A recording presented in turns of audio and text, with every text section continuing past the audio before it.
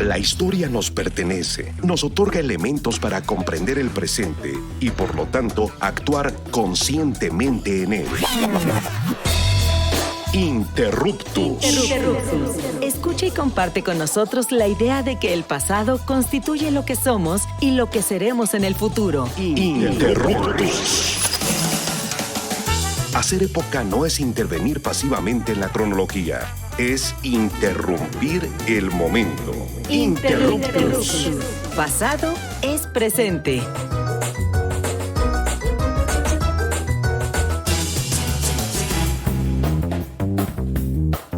Hola, ¿qué tal? Les damos la más cordial bienvenida a Interruptus Pasado es Presente, su programa favorito de divulgación y reflexión sobre la historia.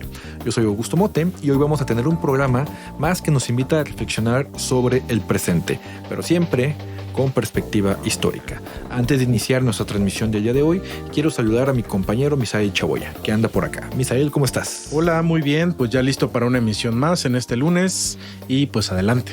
Vamos a andar con todo, ¿no? Lunes, inicio de semana y andamos con Tocho Morocho. Exacto. Bueno, pues como ya les anunciaba, como siempre vamos a tener una conversación muy interesante entre la relación de historia y etnohistoria con nuestra invitada de lujo el día de hoy, que es Mariela Obando Rivera. Ella actualmente es doctorante en Historia y Etnohistoria por la HHH Escuela Nacional de Antropología e Historia, ENA. Mariela se ha especializado en estudiar los pueblos del poniente de la Ciudad de México, su fundación, vida festiva y religiosa, así como el cambio de la propiedad de la tierra, de relación y conflicto por las colindancias. Mariela, bienvenida a Interruptus y a los micrófonos del Instituto Mexicano de la Radio. ¿Cómo estás? Hola, ¿qué tal? Muchas gracias por la invitación, mucho gusto. Y bueno, primero que nada quisiera preguntarte, ¿no? Para nuestro público no especializado, ¿por qué estudiar en los pueblos del poniente de la actual Ciudad de México? Y digamos también, ¿cuál sería la importancia con respecto al desarrollo mismo de la Ciudad de México o Distrito Federal, ¿no? Anteriormente. Bueno, pues la razón es un poco más subjetiva por la que empecé a trabajar los pueblos del poniente fue porque soy habitante de ahí. Cuando comencé a trabajar había muy pocos trabajos históricos, sobre todo. Empecé con un pueblo que se llama Santa Lucía de Xantepec, no había ninguna otra obra y pues de ahí en adelante han sido los pueblos vecinos. Me parece que por la ubicación es una zona con muchas barrancas, donde la urbanización fue un poco posterior a otros lados de la Ciudad de México también. Estaba un poco quizás aislada en estos términos de modernización de la ciudad. Siempre iba un poco más lento. Y hay un contraste abrupto ahora, ¿no? Sí. Es hoy una de las zonas más modernas de la ciudad y me parece que justo por eso es importante ver su historia, ¿no? Irnos a su pasado más antiguo para poder entender cómo es que llegaron hasta ahora.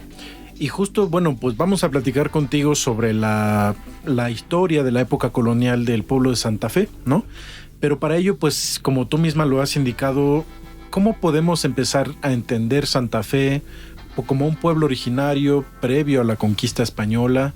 ¿Y qué pasa con la llegada de los españoles? Hay una primera aparición de Santa Fe en este bello mapa de la Ciudad de México de 1550, antes llamado de Uppsala, que es muy particular porque aparecen de los, si mal no recuerdo, de las pocas escenas con personas, con un colectivo de personas allí como tomando misa o algo así, ya nos dirás, pero ¿cómo entender a Santa Fe pues en sus orígenes? Pues sí hay algún registro de un asentamiento en el lugar que se llamaba Caxóchitl, está en la matrícula de tributos, una zona boscosa, entonces tributaban madera. Sin embargo, como el pueblo, digamos, que se funda en la época colonial, va a ser Vasco de Quiroga, oidor de la segunda audiencia, quien llega y se da cuenta y lo escribe de todas, pues digamos, todos los dolores que ha dejado la conquista, ¿no? Él se impresiona de ver la cantidad de niños huérfanos y dice, pues esos niños no tienen papá porque los españoles acabaron con ellos. Entonces, en este sentido, él se plantea fundar un pueblo hospital para todas estas personas, pues los huérfanos, los más pobres, los más necesitados, obviamente pues para evangelizarlos, ¿no? Esa también es la otra razón. Y justamente aparece en este mapa que comentas. De hecho, es que es un pueblo hospital. Sí funcionaba como hospital en la época de la colonia, y ahí se ve uno de los personajes pues como vendado, ¿verdad? Porque sí, efectivamente, dicen los estudiosos de la época pues que había una casa cuna, varias casas donde se congregaron a todos estos indios, que estas casas donde vivían se les llamaba familias, todas tenían una parcela o un huerto para que trabajaran. Había evidentemente pues un templo en el centro, estaba el hospital y pues había misa, ¿no? Para que todos escucharan. Fue digamos un pueblo que se funda en un lugar donde ya había obviamente asentamientos, pero que va a hacer que vayan indios de varias partes de la Ciudad de México a vivir ahí. Ahora que comentas esta organización, pues digamos que se funda como un pueblo hospital, por lo tanto se diferencia un poco de la otra institución española que son los pueblos de indios, ¿o funcionaba más o menos de forma similar? No, de hecho es un caso excepcional, ¿no? Se funda en 1532 y lo que hace su fundador es dejarlos protegidos mediante dos patronazgos. El primero, el del rey, va a ser su protector, y esta protección consistió en dejarlos exentos de tributo. Los indios de Santa Fe nunca tributaron, ¿no? Entonces, digamos, ese es la primera protección, y la segunda es que los deja bajo la jurisdicción eclesiástica del Obispado de Michoacán.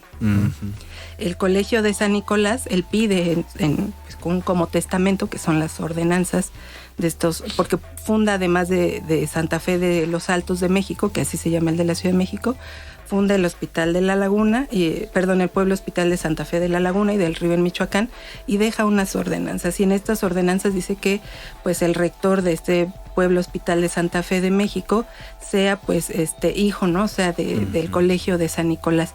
Y el Obispado de Michoacán se va a encargar pues de administrar todos estos bienes del pueblo de Santa Fe, porque pues tenían un batán, sembraban, o sea, era un pueblo que producía para mantenerse y para ayudar a todo aquel que lo necesitara. Entonces toda esta administración la hacía el Obispado de Michoacán.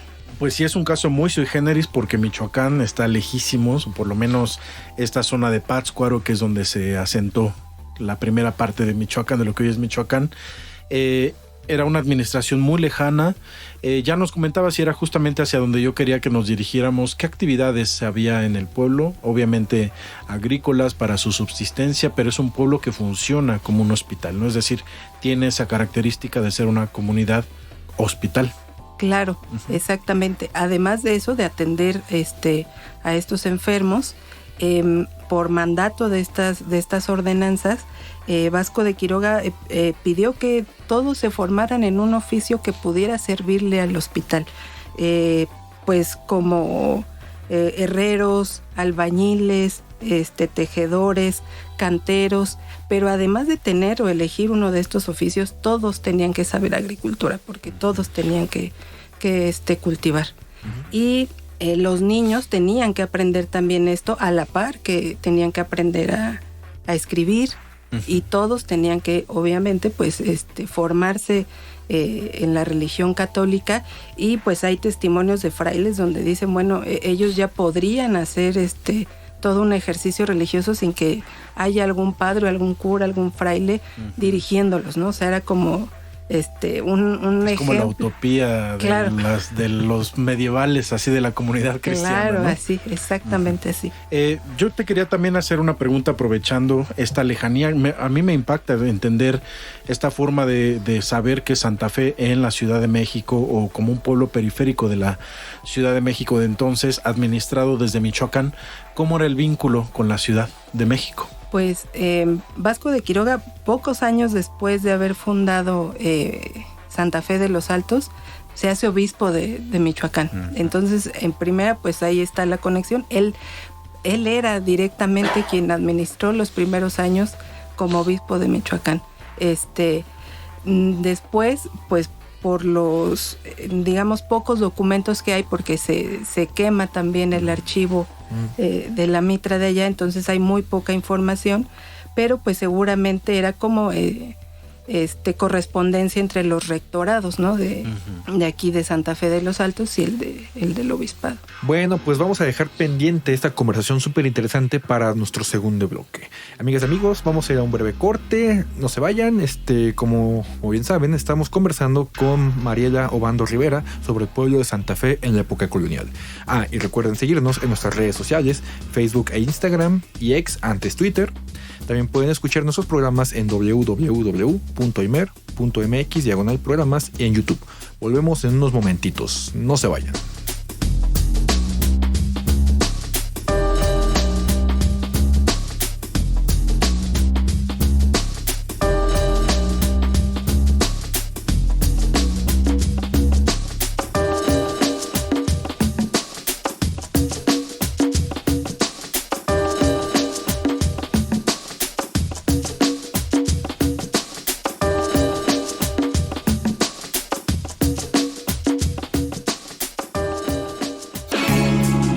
La historia es nuestra, porque la hacemos todos los días. En un momento continuamos. Interruptus. Pasado es presente.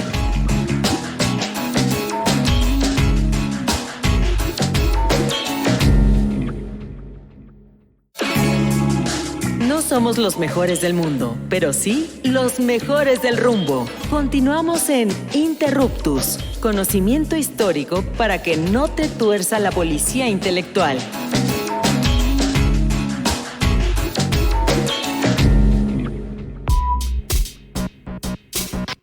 Amigas y amigos de Interruptus, regresamos al segundo bloque de nuestro programa.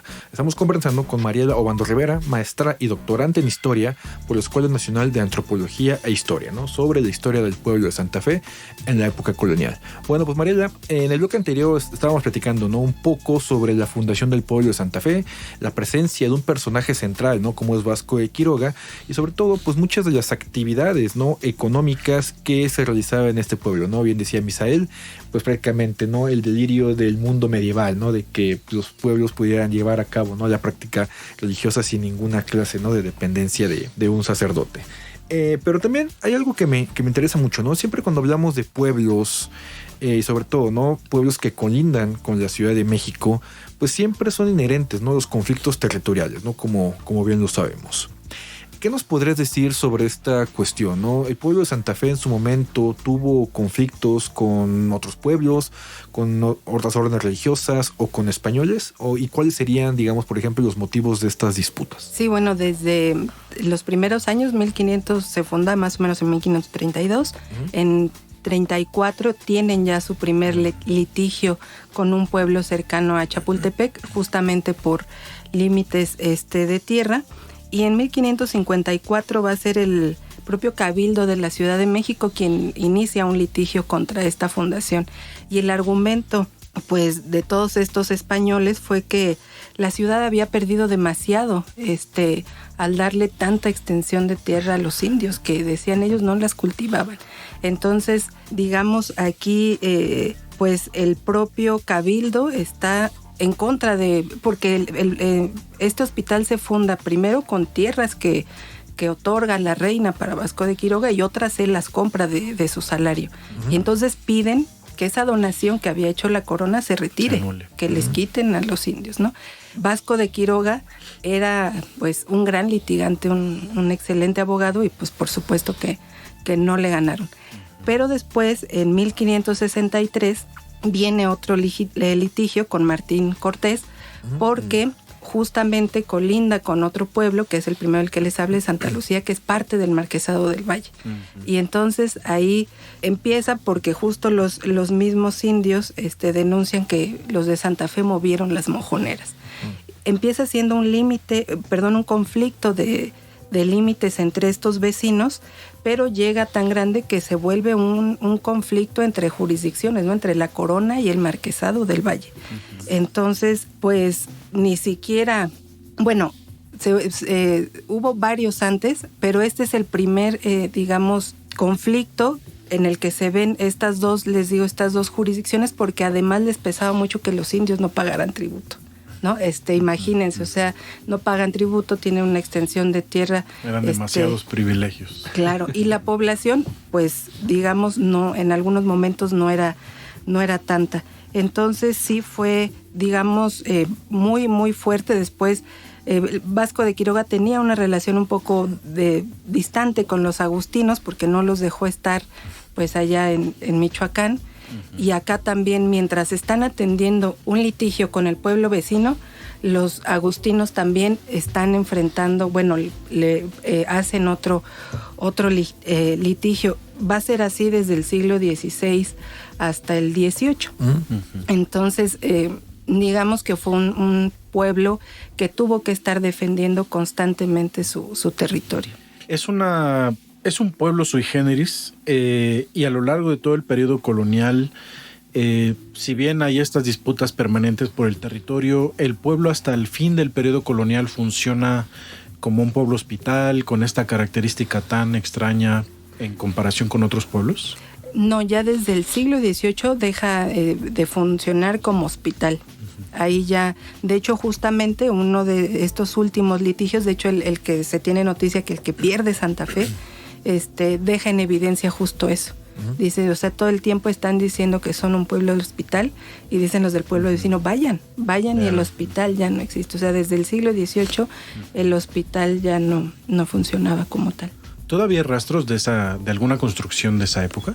Pues está la ermita de Vasco de Quiroga. Todavía pueden ir a visitarla.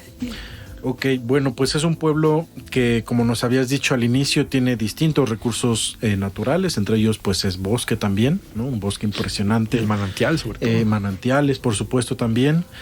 Todas estas barrancas que seguramente eran espacios de recolección, ¿no? Y bueno, al final quizá del periodo colonial hay una fábrica de pólvora que también se hace presente y que seguramente va a empezar a modificar la dinámica social, económica de la zona. ¿Qué nos podrías platicar de esto? Sí, claro. Bueno, justamente Vasco de Quiroga por eso elige ese lugar. Por de esas hecho, características. Claro, una de las primeras averiguaciones secretas que traía por indicación de la reina era averiguar si entregarle Coyoacán y Tacubaya al Marqués del Valle era bueno para la ciudad o no. Vasco de Quiroga le dice a la reina, por supuesto que no se los deje al Marqués. Pero cuando él hace su fundación, va justamente al territorio que colinda con estos dos pueblos. Porque no solo hay manantiales, como dicen, pues hay bosque.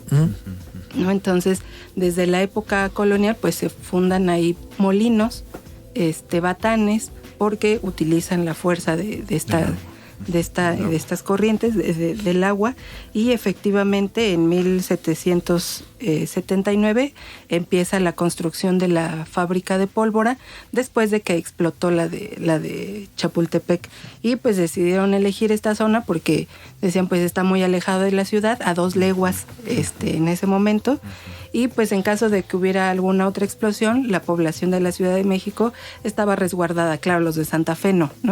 Entonces, pero los de la ciudad sí. Hay un cambio en la población porque se van a habitar el lugar, pues, militares que van a tener que ver con ese trabajo, personas de otros lados que entran a trabajar a la fábrica, pero, digamos, la población de ahí empieza a alejarse un poco justamente por el miedo a que hubiera una explosión. Entonces hay como un poco un cambio ahí de población. Sí, ¿no hubo como, digamos, reticencia por parte de los pobladores a la instauración de la fábrica? No hay noticias de eso, más bien muchos entraron a trabajar a la misma fábrica. Sí. O sea, modifica, ¿no? También, ¿no? Como un poco la dinámica social, ¿no? Se abre la fábrica. Exactamente, muchos dejan sus tierras para irse a trabajar a la fábrica. Pues llegando la independencia, bueno, la guerra de independencia, una de las batallas más cercanas a la Ciudad de México se dan cerca de esa zona, pues en el Cerro de las Cruces. Bueno, está un poquito más retirado. No sé si salgo un poquito de la temporalidad que tú trabajas, pero digo, se me hace tan particular entender esta zona de Santa Fe hoy, irreconocible a lo que seguramente fue en aquella época, ¿Qué pasa en el siglo XIX, siglo XX, digamos, hasta dónde has indagado de cómo fue, pues quizá el pueblo perdiendo territorio hasta que finalmente es un pueblo olvidado, se convierte en un basurero y hoy tenemos ahí un pantalón y unos edificios gigantescos? Sí. Pues justamente esta transición, ¿no? Hacia la construcción del Estado-Nación, ¿no? Es dejar atrás todo, todas las ataduras del antiguo régimen. Una de esas cosas era poner a producir las tierras. Entonces, en esta nueva concepción, el pueblo de Santa Fe, evidentemente no hay cabida, ¿no? No hay ayuda a los pobres, o sea, una tierra que no produce. Entonces, no se sabe en qué momento cambia esta posesión de la tierra, porque por instrucción de estas ordenanzas, quienes habitaban ahí solo podían tener el usufructo, no eran dueños de la tierra. Pero en el siglo XIX, con la ley de desamortización, pues evidentemente muchos de los que habitaban ahí vieron con esta ley la oportunidad de poder ser los propietarios. Y entonces de inmediato, un par de meses después de que se decreta la ley, van y denuncian estos terrenos. Total que para finales, digamos, del siglo XIX, última década, el centro de Santa Fe ya está dividido en más de 150 lotes, o sea, ya deja de ser este pueblo hospital, ya hay propietarios individuales y empieza una explotación también de las minas que dejan estos socavones y que luego permiten el relleno sanitario. Qué interesante. Y bueno, pues esta serie que estamos haciendo de pueblos de la Ciudad de México nos deja ver esta tan conflictiva o nos deja ver esta tan compleja historia de las propias regiones de la ciudad. Santa Fe, desde mi punto de vista, es una zona o un pueblo que pues tiene una presencia importante en la Ciudad de México, quizá por lo que hay ahí en la actualidad, pero en realidad sabemos muy poco de su historia, ¿no? Y qué bueno que pues quisiste y aceptaste estar aquí en los micrófonos de Interruptus, como para que podamos entender qué pasa en el poniente de la ciudad con Santa Fe. Así que, Mariela, te agradecemos por haber estado en los micrófonos de Interruptus y de Limer. No, al contrario, muchas gracias por la invitación, ha sido un placer estar con ustedes. Muy bien, pues también le quiero agradecer a Augusto por este programa. Nada, nos vemos en la siguiente emisión y un gustazo andar por acá el día de hoy. Exacto, y bueno, pues agradecemos como siempre al Instituto Mexicano de la Radio por este espacio que es público. Hoy estuvo en los controles Julio Aguilar, a quien le agradecemos mucho, y también le agradecemos a Hernán Nájera, nuestro productor, por este programa. Les invitamos a que escuchen nuestras emisiones anteriores en imer.mx/programas, y recuerden que también pueden encontrarlas en nuestro canal de YouTube, en nuestras redes sociales. Nos pueden preguntar, nos pueden también dejar algún comentario, y les recordamos que estamos cada lunes a las 4 de la tarde, como siempre, en Radio Ciudadana. Así que estén muy bien y nos escuchamos a la próxima. Hasta luego. Bye.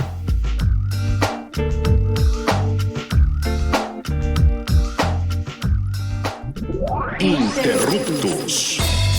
Los esperamos la próxima semana para seguir indagando en la diversidad cultural y social de México, desde la mirada histórica. Interruptus.